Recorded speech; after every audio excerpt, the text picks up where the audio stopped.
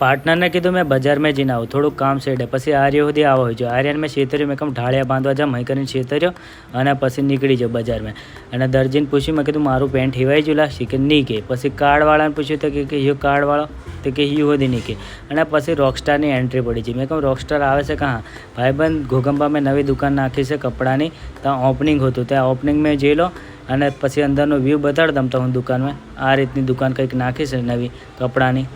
રોકસ્ટારના હાથે ribbon cut કરી અને પછી રોકસ્ટાર સુધી કે ધમધમાઈને દુકાન ચાલુ જોઈએ કરીને કેક કટિંગ કરી અને પછી કહો વિપુલ દાદો કે હા પૌવા ખાઈ લે કમા કે મેં કીધું નીલા પછી કમ કે પતિ જાય કે મેં કીધું વેલો વેલો ખાઈ લેવા દે બનાવવા પડે ભૂંગળા બટાકા